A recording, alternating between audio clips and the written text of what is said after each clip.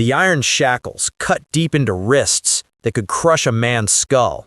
7 feet and 2 inches of muscle stood on the auction block in Mobile, Alabama. As the August sun beat down without mercy, the crowd fell silent. They'd never seen a human being this size. Samson didn't look at them. He looked through them, past them into something they couldn't understand. 9 men would try to break him. 9 men would never walk again. This is the true story of the giant who refused to bow. This story gets darker than anything you've heard before, and you won't want to miss what happens next. The Mobile slave market stank of human sweat and fear on that August morning in 1843. Wooden platforms lined the waterfront where ships from the Caribbean docked weekly, bringing their human cargo.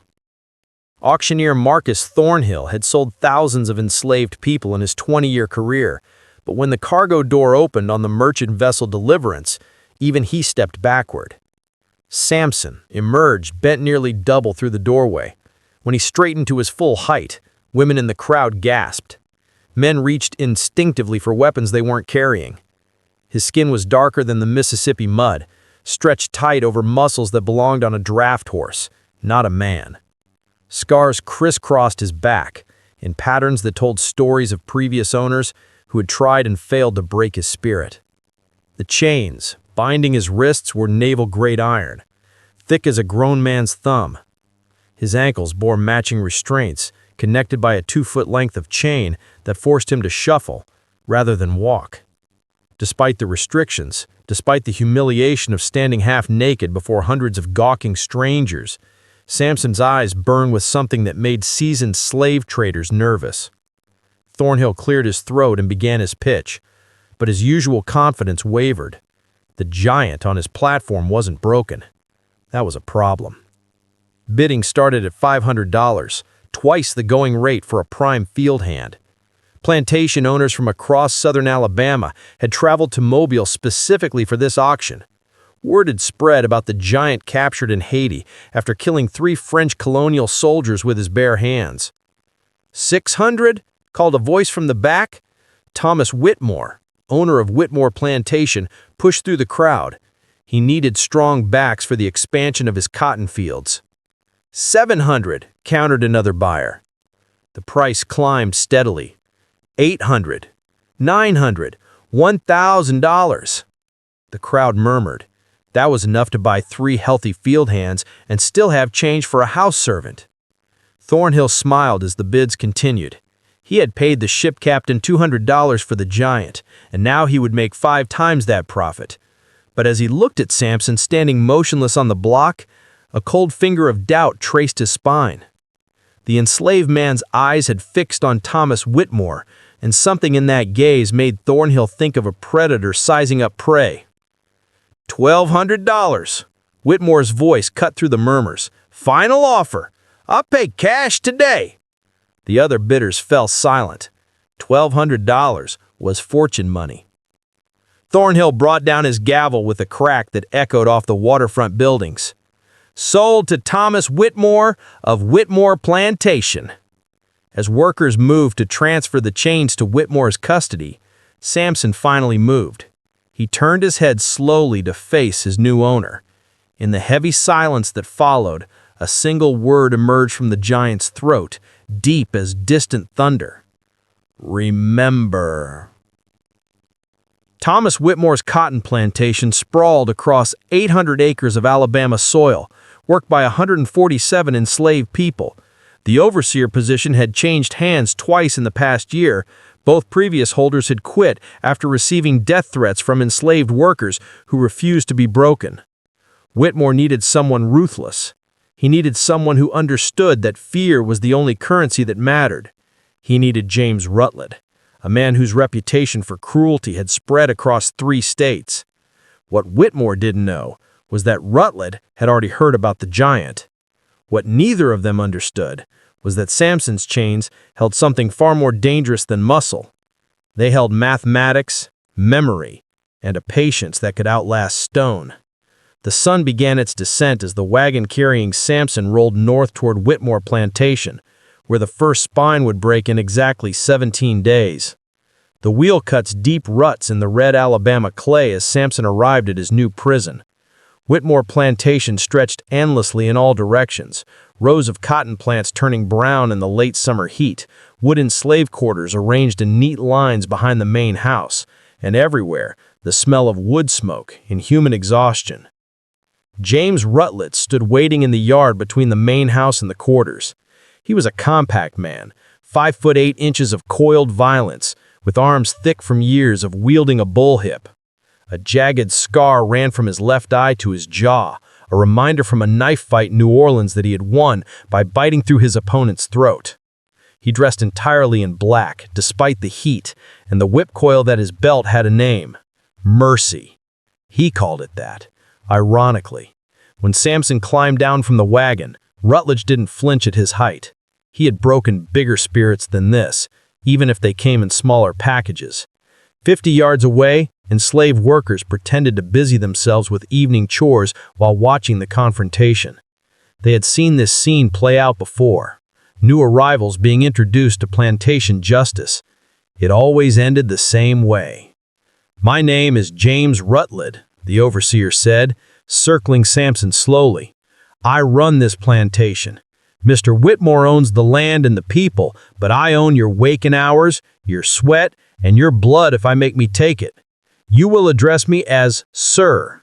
You will obey every command without hesitation.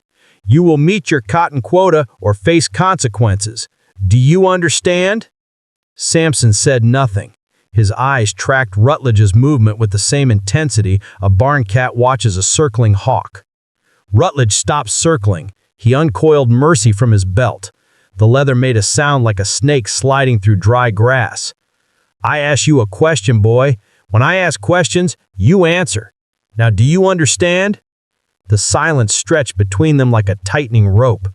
Other enslaved people had stopped even pretending to work. Everyone watched. "I see," Rutledge said quietly. "You need a lesson in respect." The first lashing. Rutledge's arm moved with practiced precision. The whip cut hair, then flesh. A line of blood appeared across Samson's shoulders. The giant didn't make a sound. Crack. A second stripe parallel to the first. No sound. Crack. A third, fourth, fifth.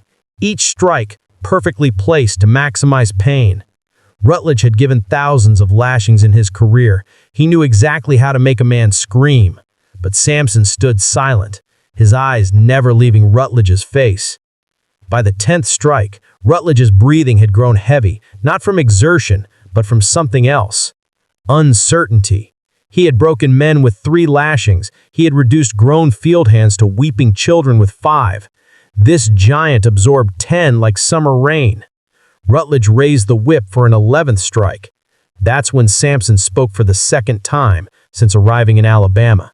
His voice came out soft as distant thunder. 17 days. The whip froze mid-arc. "What did you say?" 17 days, Samson repeated. "Remember the number." Rutledge's face flushed crimson. He delivered 5 more lashings in rapid succession, each one harder than the last. Blood ran down Samson's back, pooling in the dust at his feet. But through it all, the giant never looked away, never cried out, never bent. Finally, Rutledge coiled his whip. His hands trembled slightly, not from fear, but from rage. In all his years as an overseer, no one had ever looked at him with such absolute contempt. "Take him to the quarters," he ordered the other workers. "Get him patched up. Tomorrow, he picks cotton like everyone else. If he doesn't meet quota, we'll continue this conversation." The quarters, that night, 10:30 to 11:30. The slave quarters consisted of 20 wooden cabins, each housing 8 to 10 people. Samson was assigned to cabin 7, where the other field hands made room for him with a mixture of fear and curiosity. An older woman named Esther, who served as the plantation's unofficial healer, cleaned his wounds with strips of cloth and a mixture of herbs she kept hidden in a tin box. "You shouldn't have spoken to him," she whispered as she worked. "Rutledge has killed men for less." Samson sat perfectly still, despite the pain that must have been radiating through his torn flesh. How long has he been overseer here? 10 months. The one before him lasted only 6 months. Couldn't handle the work. She paused, her hands gentle on his wounds. Couldn't handle what Mr. Whitmore demanded. Rutled has no such weakness. He enjoys it. Other workers in the cabin listened in the darkness. A young man named Isaiah, barely 18, spoke up. "They say you killed 3 soldiers in Haiti. Is it true?" Samson's response came after a long silence. "They were trying to separate my mother from my sisters. I was 14. The cabin fell silent. Everyone there had similar stories. Families torn apart, loved ones sold away, children ripped from mother's arms. Samson's size made him unique, but his pain was universal. The reality of what you're hearing happened to millions of people. If this story is opening your eyes to history they didn't teach in school, let others... Scales near the warehouse. A crowd had formed.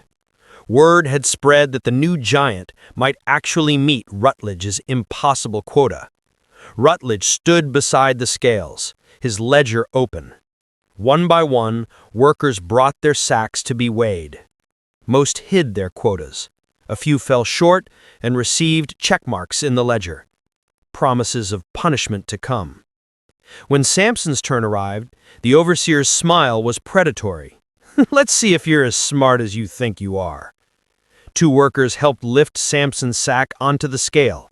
The counterweight dropped, steadied, then settled. Rutledge leaned in to read the measurement. His smile faded. He checked the weight again, adjusting the counterbalance to be certain. 300 pounds, he said slowly. Exactly 300 pounds, the watching crowd murmured. Meeting quota was expected. Meeting it exactly was impossible. Cotton wasn't that precise. Bulls varied in size. Moisture content affected weight. The scales themselves had a margin of error.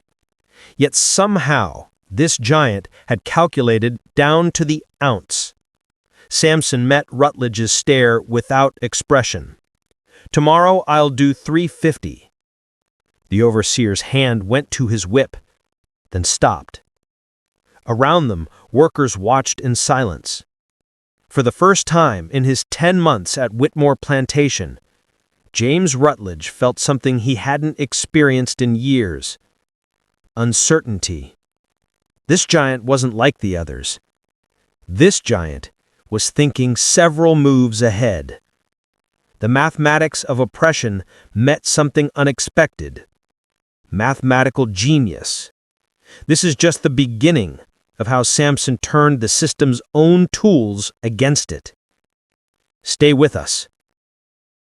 "Get to your quarters," Rutledge finally said. His voice had lost its edge of confidence. "All of you. Tomorrow's another day." As the workers filed away toward their cabins, Isaiah walked beside Samson. "How did you know the exact weight?" Samson's response came quietly. "I counted every bowl. 75 per pound times 300. But I also added an extra 20 bowls to account for moisture loss during the day and scale variance. Mathematics doesn't lie, people do." Behind them, James Rutledge watched the giant disappear into the gathering darkness. He made a note in his ledger beside Samson's name. Dangerous. Monitor closely. Break if necessary. 16 days remained until the first spine would crack. James Rutledge had broken men's bodies for 2 decades, but he had also learned to break their minds. Over the next week, he deployed every psychological weapon in his arsenal against Samson. Day 3. Rutledge assigned Samson to work alone in the furthest cotton field, half a mile from other workers. Isolation was a weapon, but Samson worked without complaint, his sack filling with mechanical precision, his mind calculating, counting down the days. Day 5. Rutledge cut Samson's food ration in half. The other workers watched as Samson received watery corn mush, barely enough to sustain a child, let alone a 7-foot giant doing brutal labor.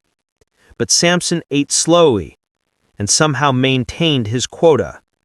Workers began slipping him portions of their own meals when overseers weren't watching. Day 7. Rutledge ordered Samson to work through Sunday rest. While others rested, Samson picked cotton alone under the brutal sun. But through it all, the giant never complained. Every night, he would announce the countdown. 13 days, then 12 days, then 11 days. On the 8th night, after Samson announced 9 days, Esther finally asked, "What happens in 9 days?" Samson sat with his back against the cabin wall. Rutledge makes his rounds every day at the same times. 4:30 wake-up, 6 o'clock first inspection, 9 o'clock mid-morning check, noon lunch, 3 o'clock afternoon rounds, 6 o'clock weighing, 8 o'clock cabin inspection. He never varies, not by 5 minutes. People who rely on routines become predictable. "But what good does that do?" another worker asked. "He's armed. He has dogs." "I won't attack him," Samson said. "I'll let him attack me, but on my terms, not his." The conversation was interrupted by boots on the cabin steps. The door swung open. Rutledge stood silhouetted against the moonlit yard. "I heard talking." "Who was speaking?" Samson's voice emerged from shadows. "I was praying." Rutledge stepped inside. "Praying out loud after curfew?" "The Lord doesn't observe curfew, sir." The overseer's jaw clenched. He couldn't punish prayer without contradicting plantation policy. "Since you're so devoted, you can pray tomorrow while working an extra row." 350-pound quota. "Yes, sir." Rutledge lingered, his eyes moving from face to face. 9 days? Until what? The silence stretched tight. 9 days until Sunday, Samson replied. "I was praying that God grants me strength to endure 9 more days until the Sabbath rest." The overseer stared, then walked away. Only when the sound faded did anyone breathe. "He knows you're planning something," Esther whispered urgently. "Good," Samson said. "Let him watch." People who watch closely miss what's happening at the edges of their vision.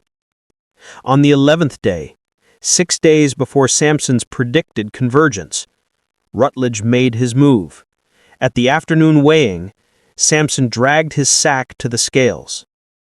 350 pounds, exactly as ordered.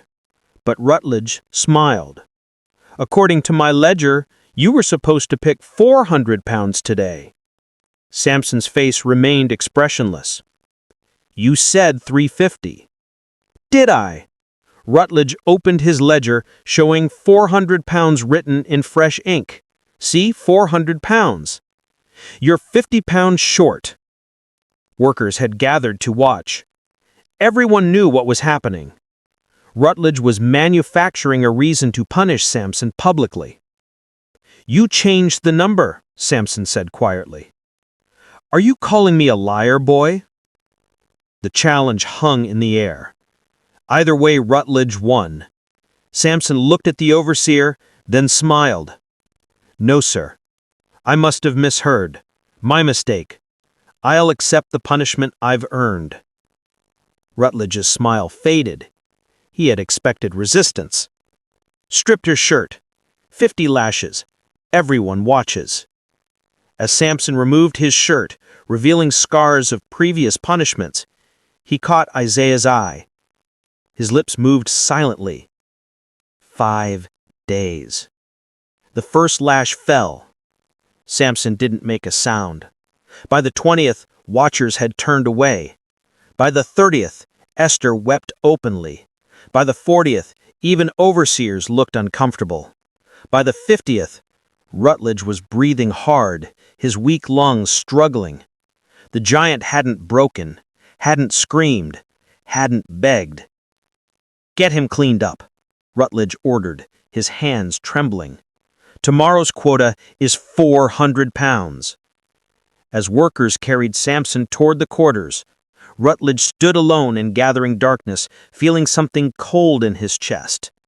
Not guilt, but uncertainty. He might have misjudged his opponent.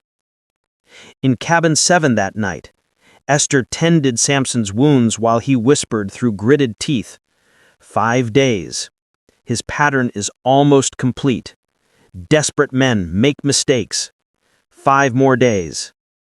Samson's back was torn flesh, but when the bell rang, he rose with the others. Each step was agony, yet Samson walked to the warehouse, took his sack, and listened as Rutledge announced, 400. No exceptions. 400 pounds meant 30,000 cotton bolls. For someone played raw less than 24 hours ago, it was effectively impossible.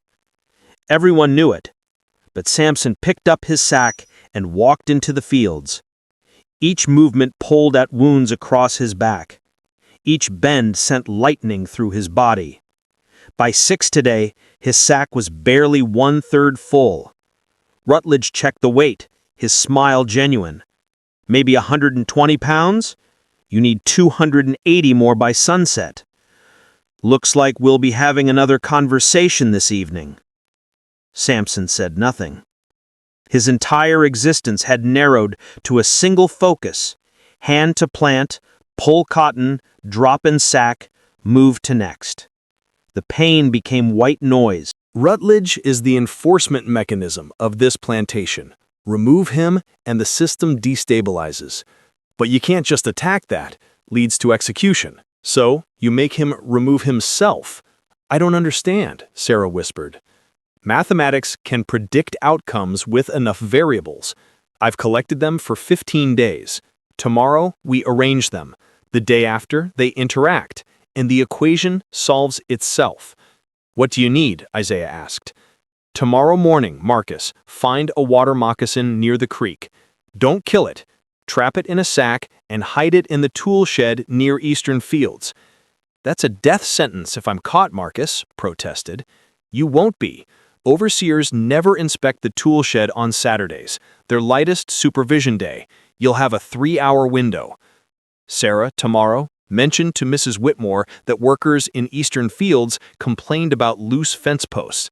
"Make it casual." She'll tell Mr. Whitmore, who will tell Rutledge to inspect Eastern Fields during afternoon rounds. "Isaiah, you're going to pick in the row adjacent to mine. At exactly 2:45, collapse from heat exhaustion. Not fake, actually. Collapse. Don't drink water." "That's dangerous," Esther interrupted. "People die from heat stroke." "Not if someone is there with water within 5 minutes, which you will be, Esther. You'll deliver afternoon water to that field. You'll revive Isaiah, and Rutledge will have to dismount to check him. Plantation policy. That's when his horse will be vulnerable." Marcus spoke. "You're going to spook his horse with the snake." "Yes, his right knee is weak. A fall from horseback onto that knee could injure him severely, possibly permanently." Day 16. The execution. 28:40:30:00. Saturday dawned hot and humid. By 9 a.m., temperature had climbed to 92 degrees. By noon, 97. Marcus found his water moccasin at 11:30. 4 feet long, brown, and thick, with a distinctive flat head marking it as one of Alabama's most dangerous serpents.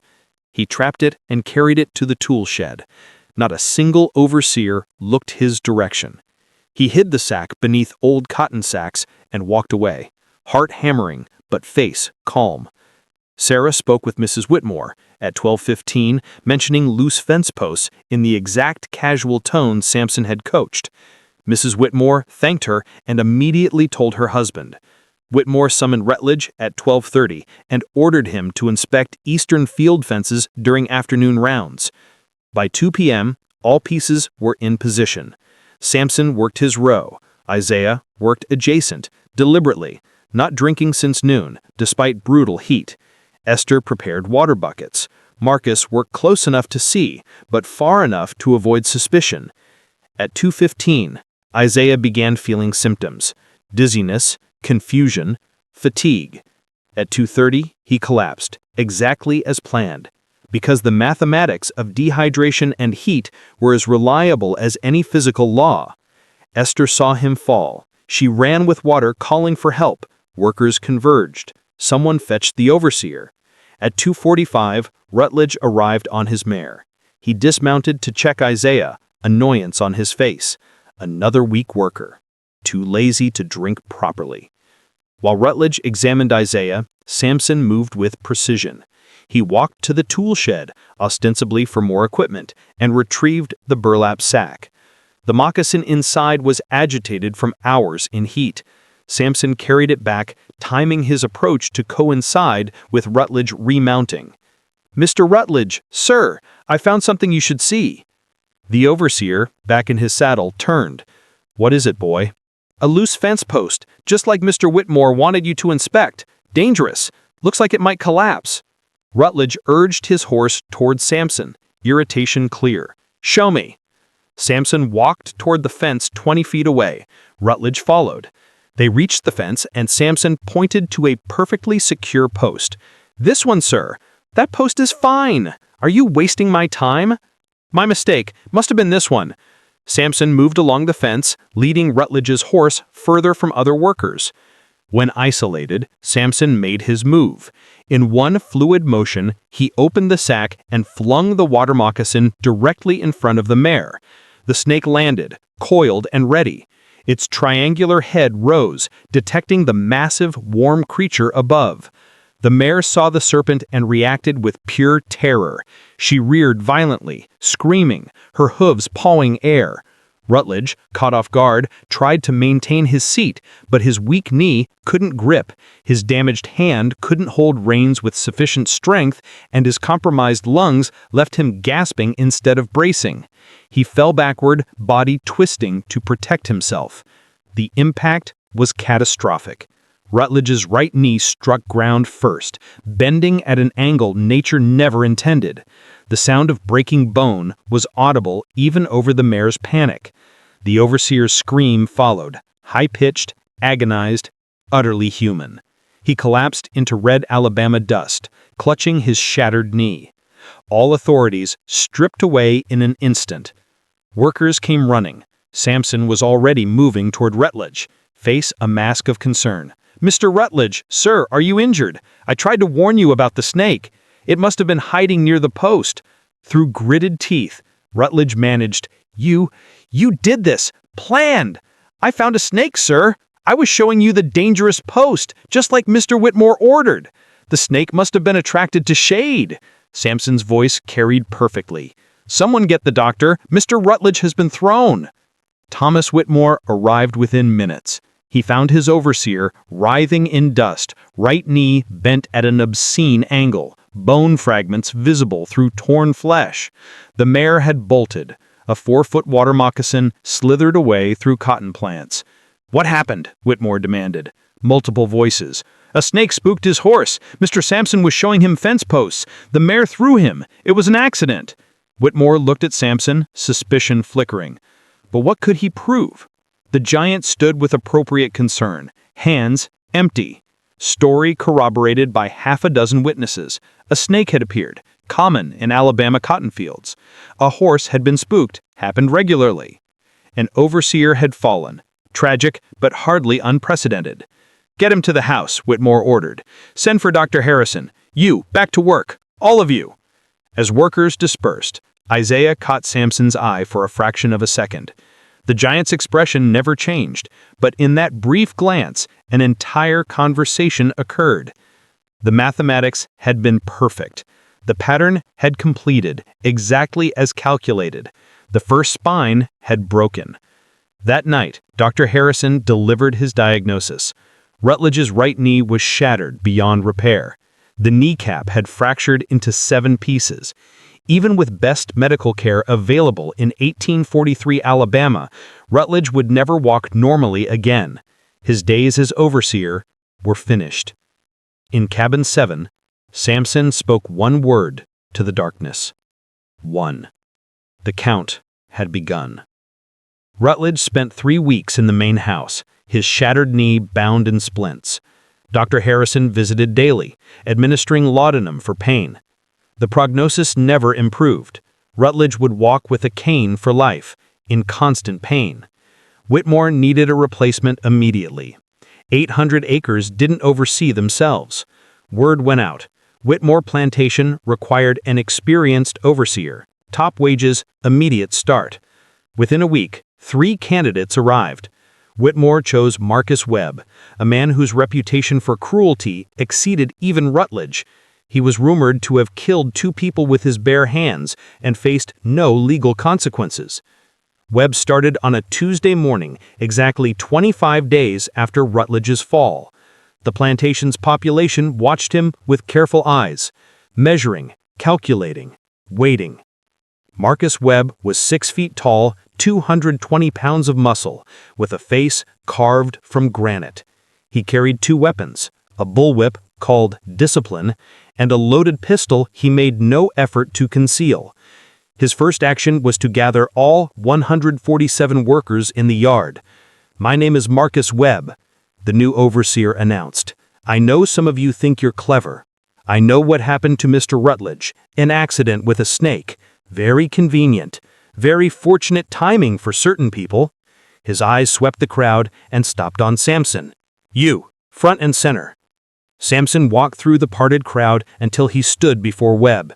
The height difference was dramatic. Samson towered over Webb by 14 inches, but Webb showed no intimidation. "I've heard about you.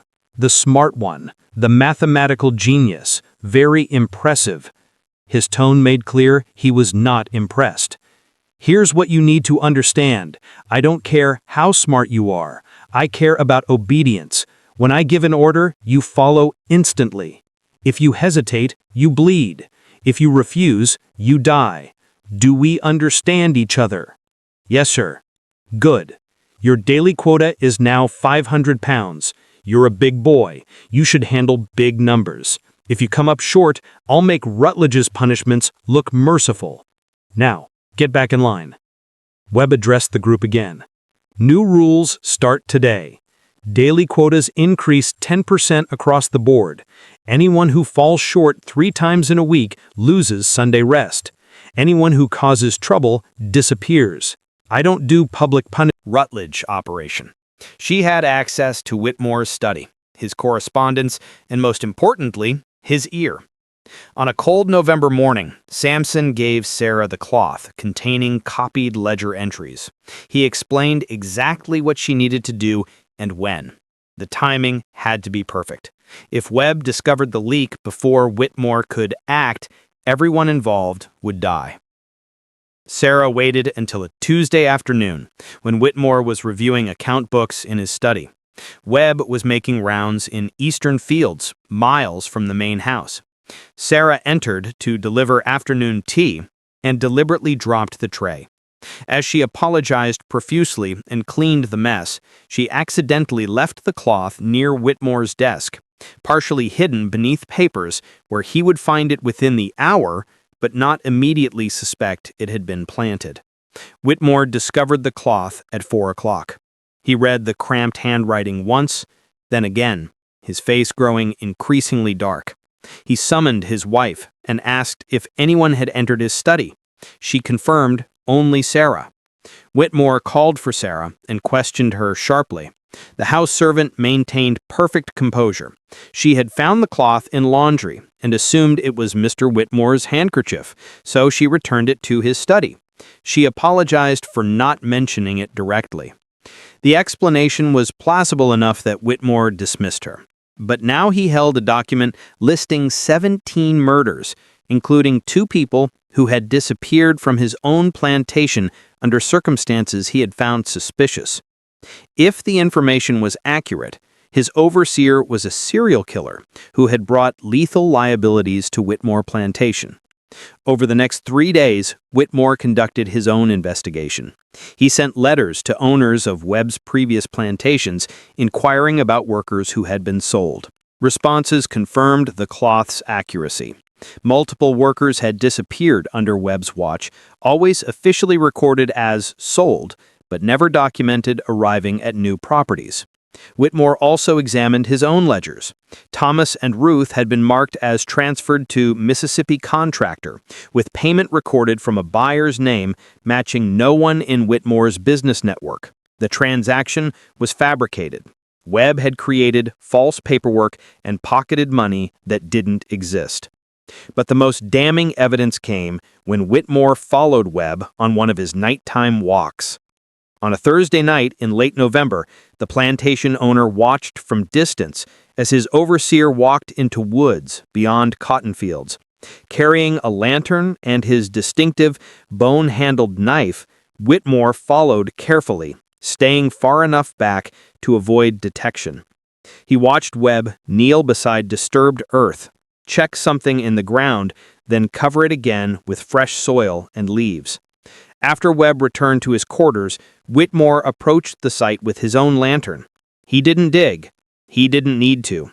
The evidence of disturbed earth, the size and shape of the depression, the smell that rose faintly from ground, all confirmed what the cloth had stated. This was a grave, one of several hidden in these woods.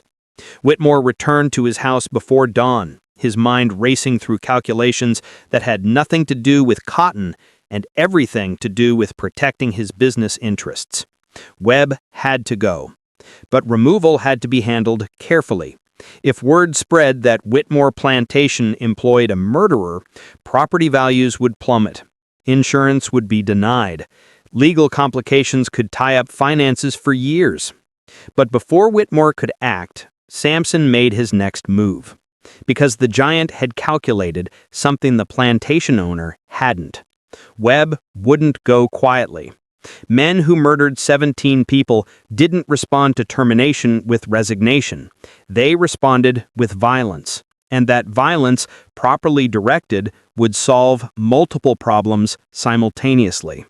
On the 47th day of Webb's employment, Samson whispered to Isaiah during midday water break, 3 days, Webb will learn he's being investigated.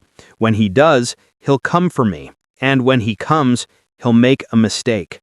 How do you know he'll come for you? Because I'm going to tell him I'm the source. I'm going to make him so angry he can't think straight. Angry people don't calculate. They react, and reactions can be predicted.